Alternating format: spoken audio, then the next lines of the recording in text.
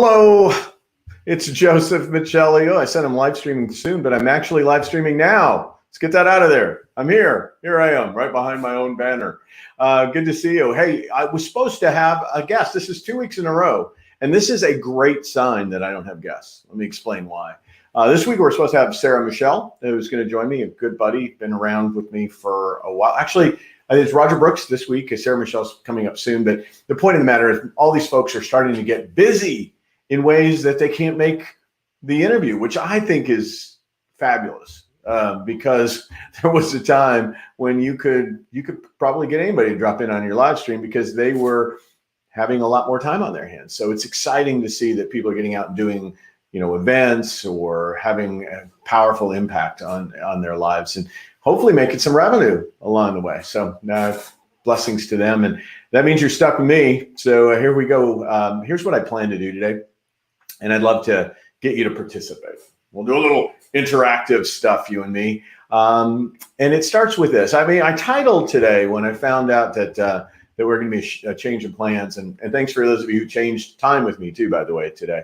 I normally live stream this at 12:30 Eastern time, but one of my clients actually is out of Boulder, Colorado.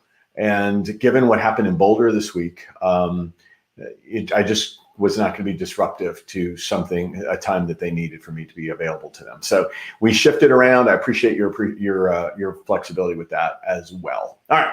So here's how you can play along at home or wherever you are mobily today.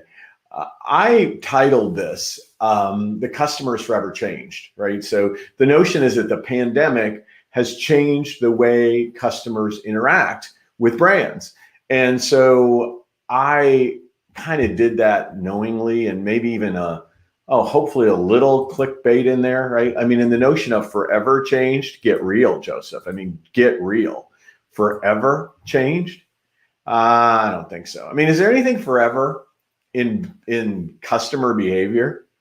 I was on a call earlier today with a client of mine who's contemplating whether or not to keep salad bars or not. Right? Like that's an issue that's happening in supermarkets. It's happening in restaurants, restaurant chains that are designed on buffet or self-service. They're wondering what the future of it is. Is the consumer forever changed in not wanting salad bars? Kind of an interesting and important question, I think. And really, here's the loaded part of it. How do we know forever? If you'd have told me in December 2019 that sweet tomatoes would be out of business because of a airborne submicroscopic organism, right? That the CDC doesn't necessarily link to foodborne illness, right? I would have said, no way. Consumers, the people who love buffets. Golden Corral, they love Golden Corral, right? They're not going to change their behavior because of a airborne submicroscopic organism. Well, it's not even them that initially changed the behavior, right? It was the government closing down a lot of those things. You can't go refresh your own drink in a quick service restaurant necessarily these days. Anything that involves an individual going and collecting their food items, that's kind of passé. You can't go to a salad bar and sweep them all out, and they put in other revenue generating items in the stead. So the point I'm trying to get at here is I don't think there is a forever in consumer behavior. Consumer behavior is driven by lots of other factors. Clearly, the success of Amazon has changed consumer behavior. I love Main Street, but when Main Street isn't available, guess what? I have to kind of look at other options for my shopping convenience, my shopping access, right? So clearly we know at some level there is no forever in the change, but there are some pretty interesting trends right now going on in terms of the way customers are behaving. And my goal today is to talk about some of those trends. So let me put it out there. Do you believe there is a forever in consumer behavior? You might say it's like death and taxes. Those are the guaranteed forevers, right? Do you believe there's a forever in the consumer behavior space? And if so, what has forever changed? And you might say, well, here's what's forever changed, Joseph. People are looking for increased convenience. I think that's a trend, right? And it's probably a trend that'll go on and on and on. But are we forever going to make choices for convenience over choices for people? Some will, some won't. All right, let's get your answer. Is there a forever in consumer behavior? You can type it in the comments if you're joining us on live streams for LinkedIn or for Facebook or for YouTube. Type it into the chat. Love to get your thoughts on that. Now, of the things that are trending differently post-pandemic, as a result of behavior throughout the pandemic, that I think is of interest. And there's a lot of research going on right now, getting inside of the heads of consumers, inside of the emotional lives of consumers, and watching the behaviors of consumers. And as those trends manifest, it means we have to do some things differently in the way we respond to consumer needs. And I think that's what customer experience is all about, right? It's like understanding what customers want, need, and desire, translating a response to those wants, needs, and desires, realizing that there is great impermanence to it all. That we're all, maybe that's the beauty of it all, really, is that nothing is permanent. I always think of Groundhog Day, right? If the day is the same over and over again, this is a pretty unexciting day. No matter what you want to try to do with it, it's unexciting to have things be permanent. And maybe it's the impermanence of things. Maybe it's the transience of things. Maybe it's the dramatic evolution of things that makes life so exciting and terrifying all at the same time. So your thoughts on if there is anything that is unchanged, and then let's get into the research. So here's the two major groups of researchers that I want to talk about today and some of the findings that they're reporting. But if you live life like me, you're kind of a data nerd, right? So you pay a lot of attention to the data. You're trying to figure out what of the data is actually a trend, what of the data is an aberration, where is the signal, where is the noise. So what are Accenture and Bain Company finding from large data sets of consumer observation, large data sets of directing consumer inquiry, large data sets of inferring emotionality of customers based on behavior and analytics? So here's some of the stuff. We're going to go into them today. And these are findings that I think are becoming irrefutable. There is a shift to online, partly out of necessity, clearly, but partly out of convenience. So that's not going away. If you don't have some ability for people to engage your services and offerings through an online opportunity, you're probably missing the boat. As much as you can adapt your offerings to online consumption, the better off you're going to be. Doesn't mean we're going to stay online. It doesn't mean we're not going to have a dramatic reverse interaction. We got a lot of pent up demand for in-person. So we're probably going to have a period here after people feel safer, post-vaccinated, whatever the world looks like in what is considered a post-pandemic, when we no longer consider us part of a global pandemic. We're going to probably see a burgeoning of face-to-face for a period of time, but online is going to still be there. So it may be right up here, and now we're getting this real resurgence of human stuff, and online is going to still be there. And probably after that pent-up demand settles out, you could expect that online is going to have a established presence. It's not going to lose its foothold on society. And I mean that in my world, where a lot of the service I provided before the pandemic was to large groups or to senior leadership teams or whatever it might be, I imagine a percentage of that is going to continue to stay online, and a percentage of that will return in the face-to-face space. So I think that's what we know. There's no doubt the empirical data is in consumers. Even when the lockdown stopped, a lot of the behaviors that were established during lockdown maintained themselves after the lockdown, partly out of fear of contagion and other things. But even as that fear wanes, I think we're going to see online is here to stay, and it was surging up long before the pandemic. Anyway, some brands didn't get the clue and they got caught flat-footed. Other brands were in transition. Some brands were fully enabled when it came to their online function. All right, so what else is true? Priorities of consumers have shifted.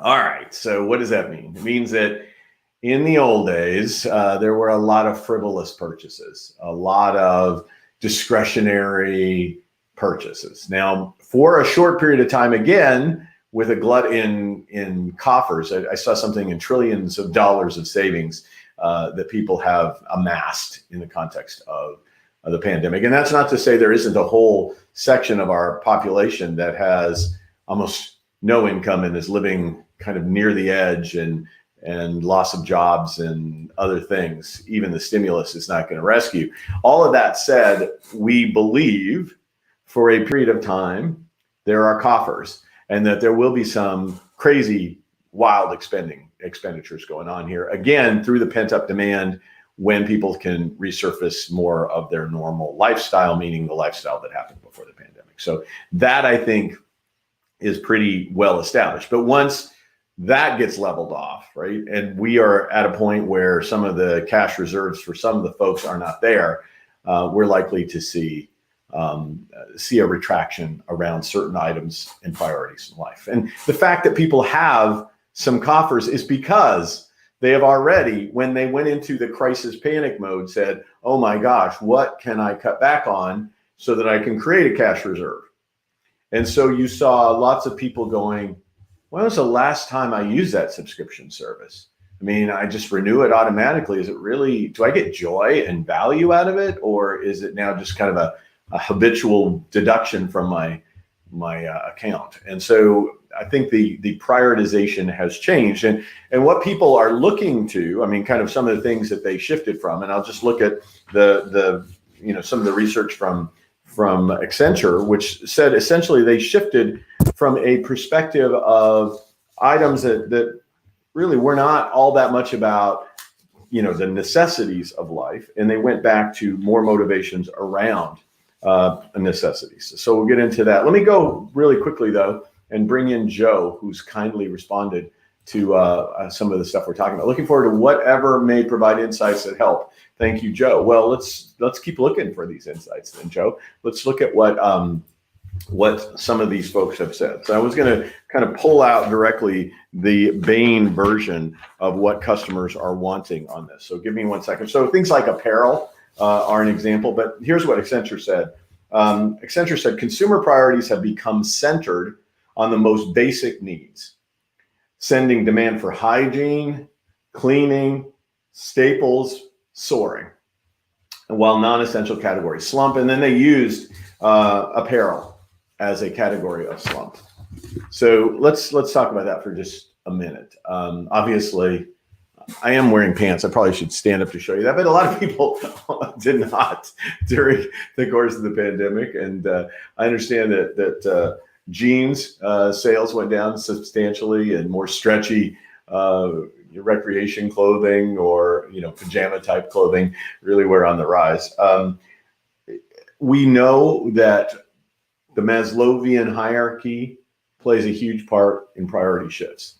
Items that are going to keep me safe, items that are going to keep me healthy, items that are going to help me manage my life as a necessity. Those are the things that people prioritize. Oh, but by the way, they also prioritize a whole bunch of unhealthy items that are going to nurture me to help me feel better emotionally because of brain triggers that alcohol or chocolate or any sugary sweet items might have for us. So we're going to go to some comfort items that may not be absolutely essential and frankly may not be even healthy, but they are coping items. So comfort coping, as well as staples, essentials, health, and hygiene kinds of items. So we saw the prioritization shift. I think the broader issue on this is a focus on the essentials.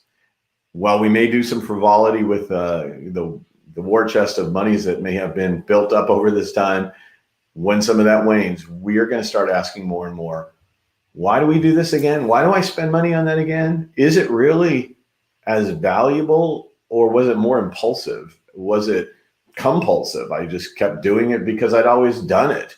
So expect to see more of a thoughtful questioning of, what is your value proposition to me? Is it worth it to me?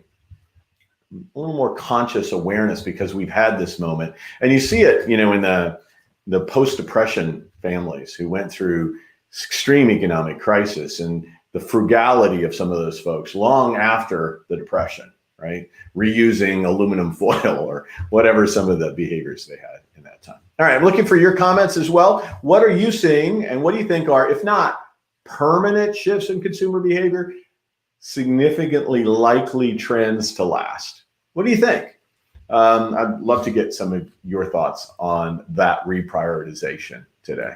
All right, let me give you some of the other ones that the studies and the research are starting to suggest when it comes to changes. This was happening a bit before on the socially conscious side. It's kind of increased. We're seeing, because there was so much human suffering, because it wasn't just a pandemic, there were many social unrest, social injustice issues happening that continue to be out forefront in life. And so increasingly consumers are saying we want to do business with socially conscious businesses. All things being equal, we want to deal with somebody who is giving back and not just taking, and has giving back with a conscience, and who has a commitment to something greater than the profit margin. So this is increasing. I think brands who are not responsive to social issues, who are not active in social media talking about their commitment to something, let's say it's diversity, equity, and inclusion, then I think you're going to see some pushback from that. And then it's not just the talk, it is the actions that support the talk. If you're not seeing diverse boards, if you're not seeing diversity in the leadership, I think this is going to change the appetite for consumers to deal with brands that are blind to social issues is going to decrease. And I think that's well documented from the research of Accenture and Bain Co. And then local, this is often the contradictions that you see in consumer behavior, right? On the one hand, we want things at our doorstep. Can't get much more local than that, but we know that the provider of that is a brand that is based in Seattle, right? Even if we're not in Seattle, it's not local to us, but we're okay to support Amazon because we know that Amazon makes for a safe and convenient experience, and we're willing to look the other way on the impact that might have on Main Street. At the same time, there's a pull to support our local community, knowing that if store after store after store closes on Main Street, employment in our community is affected, the quality of our life is affected, the attractiveness of our communities are affected. The reality is that we're seeing consumers who are articulating a desire to shop local and shop Amazon. So the realization is you may be messaging to your community about how important the local is. You may be wanting to source locally. You may want to create as much of a local supply chain that supports the local community and message that to people, because clearly consumers, that's a resonant idea with consumers. All right, so another one. This is probably the big one, right? Consumers are vulnerable right now, and they have been vulnerable for a long time. Their nerve endings are closer to the surface, and brands that don't realize that and swagger around with sharp edges bumping into them are tolerated less, right? So brands need to soften up the way they interact with consumers, and I think in many ways, we need to acknowledge the vulnerability of the people that we're serving. So that's a key message. We're going to go to Vaska's got some comments here. I think people will become even more picky. I said prickly. I was back at the vulnerable. Picky as to which brand really resonates with their own values in life, as opposed to choosing brands only on quality. My take. Brilliant take, Vaska. You can share your take anytime if it's going to be that brilliant. So yeah, let's take that for a second. That it gets to a little bit to that socially conscious issue, right? Because socially conscious brands, even if I disagree with them, I say this a lot, like I have worked for very different brands, right? I mean, I worked with the Ritz-Carlton Hotel Company at a time when they were very conservative, like super conservative. Could we serve you beer in a bottle? Or was that beneath the grand gravitas of the brand? And then I've worked with brands on the other side, Starbucks, socially liberal. I've been there in both. And I can tell you that I've always been a person who's suggested, whether I agree with Chick-fil-A, which has a very conservative mindset and is closed on Sundays, for example, or I work with a Starbucks, I like both brands. because they have values. And I can choose whether the product resonates with me, and I can also choose whether the values resonate with me. But almost all the time, I choose brands that have values over brands that are, I just don't get it. So I will go to Chick-fil-A and I will go to Starbucks, because I think both brands stand for something. There are some people who will only go to one or the other because what they stand for aligns with what they believe. But I would take a risk to stand for something than stand for nothing in the market today. You may alienate a whole bunch of people, but even those you alienate from your ideological perspective frequently respect the fact that you stand for something, and they probably would choose you over a brand that stands for nothing. So I love what you just said, Bosca, and I think it's definitely trending. Joe, you've got so much on here, you wiped me out on my own screen, but I'm grateful. I'm not complaining. All right, let's see. Behind Joe's comment, I am reading the following. Virtual expansion with Zoom with calls and some plant tours are good. That came out about to not have to run around the country as before. But as we have recently opened for meetings, on-site and tours are critical in new business. And I see this firsthand. This is needed for a long-term relationship. Nothing replaces being there. Masks still are horrendous where we have difficulty reading people's emotions and responses. Looking forward to practice no masks or social distancing in conference rooms or areas. All right, so there's some really crazy good stuff in here. So let's take it a little at a time. Without a doubt, in the last 3 weeks, I'm going to take you off the screen so I can talk to you so you can read my face and it doesn't look like I've got a mask of a banner on my head. Let me talk a little bit about this virtual expansion. In the last 3 weeks, I have done paid events in the following countries: Germany, Iceland, and India. Okay, and probably all of Asia Pacific. I think the actual event was launched out of Singapore, but it was to a predominantly Indian audience. All right, so that was the last 3 weeks. Spent a lot of time in the middle of the night in the United States doing events in some of these situations, but it's been fabulous, right? Like virtual expansion. And it's not that I didn't used to travel a lot. I would have had to travel to those locations. I probably would not have done those 3 events in 3 consecutive weeks just because of the logistics of it. And I would have been beaten up from the road to make it happen if I chose to do something like that. My point is exactly to Joe's argument. I mean, there's been some virtual expansion stuff here that's been crazy. And some plant tours are good that came about to have to run around the country. So that's all good. But here's the but part. As we have recently opened for meetings on site, and tours are critical for new business. And I see this firsthand. So let's kind of go to that point.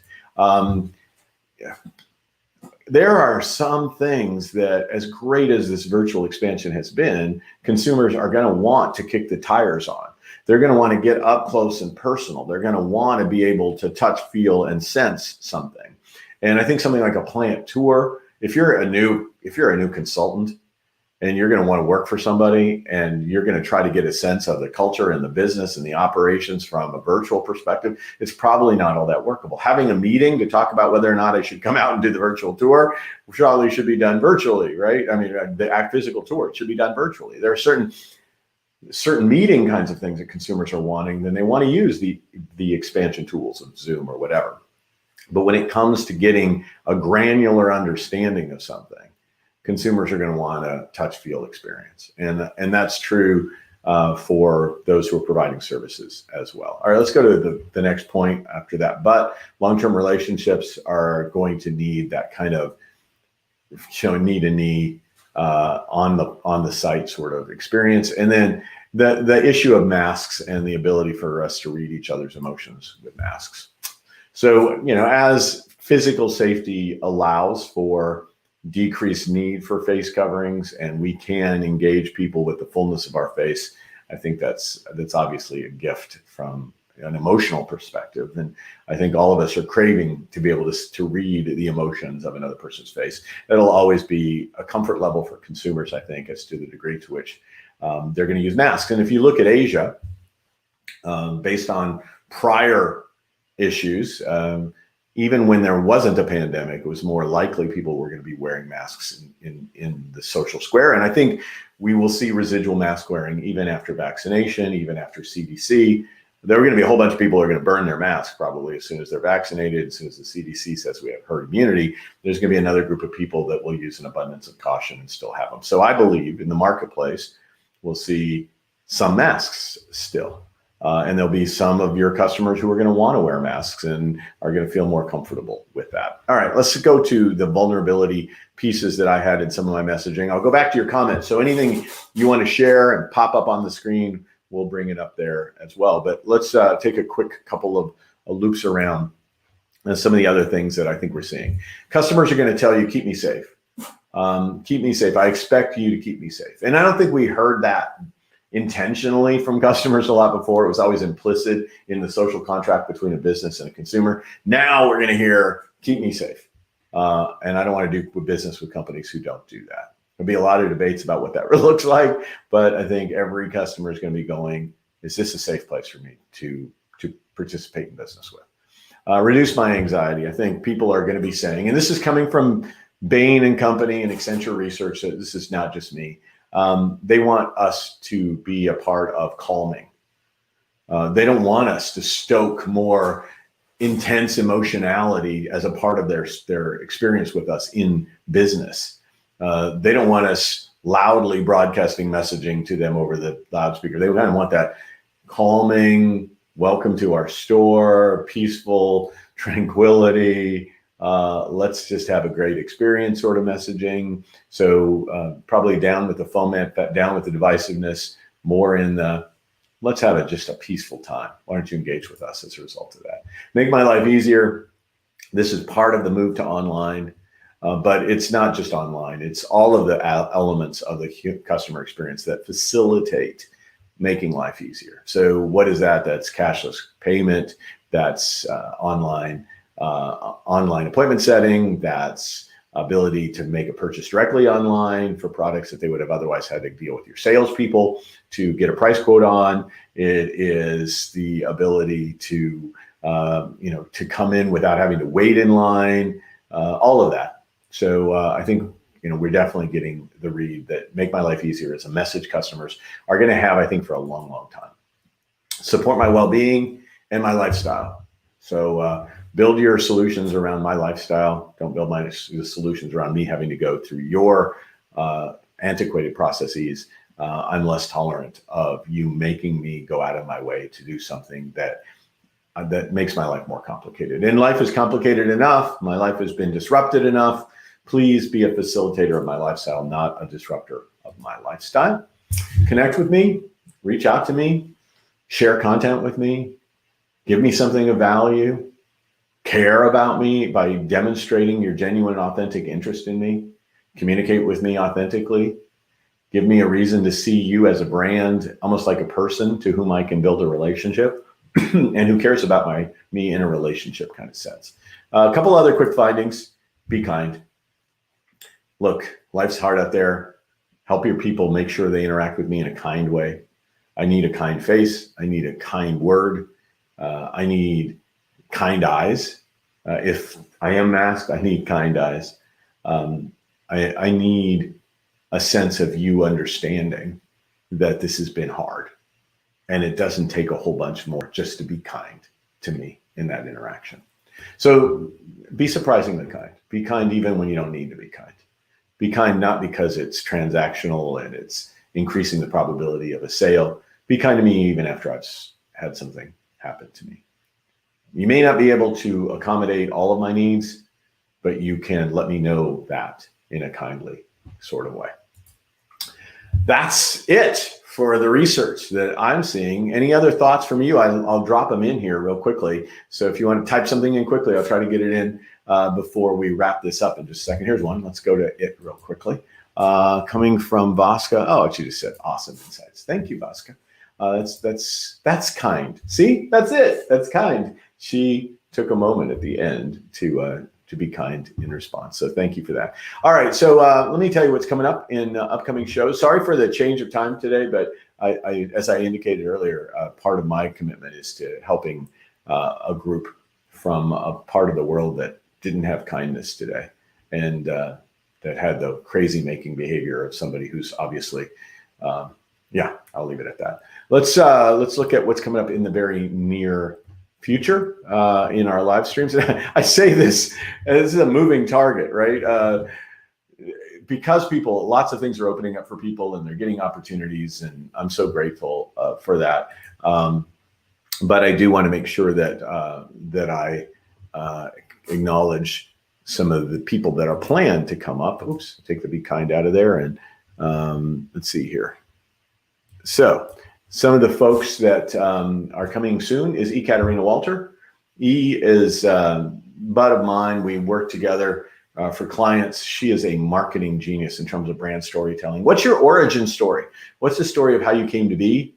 What is the story of your brand? What is the story of your logo? How do you find stories inside of your brand that you can bring to the marketplace to connect with people, for example? She's going to be joining us very soon on that front. Gary Bagley, who's talk about an incredible brand. He is in charge of New York Cares. They were at the point of the spear when the pandemic rocked the world and activated people to change the world, to be on purpose, to reach out and be of support to others. Samantha Burns joins us on the 15th of next month, tax day in America, but not so much in South Africa, where Samantha Burns will be joining us from. She's part of Brilliant CX. The cool part about it, Samantha, is she understands all of the emotional, soft skills components of CX, but she's developed systems and processes that help you track and deliver with consistency the customer experience in your organization. So it's going to be fun to have her as part of the journey. I'm hopping on a plane soon. I won't say when, but hopping on a plane. So I'm excited to get back to traveling. Fortunately, all of these guests and all these interactions work within that travel schedule. And I'm excited to be a part of this with you. Thank you for taking what is the most valuable commodity you have, your time, and sharing a little bit with me today. We'll see you in a upcoming episode. Oh, by the way, I put a new ebook together that highlights some of the findings from my book, Stronger Through Adversity. You can go on our website, troll around our website for a little bit. You'll get a pop-up that gives you an opportunity to download that ebook. So we'd be honored if you take the time. Thanks very much. Have a great week. We'll see you next week with Katerina Walter. Assuming that the creeks don't rise and she's able to join us. Otherwise, I'll be here. Not same bat time, same bat station. Our traditional bat time, our traditional bat station, which is 12:30 Eastern on Thursday. So we'll see you then. Thanks again for being a part of it this week.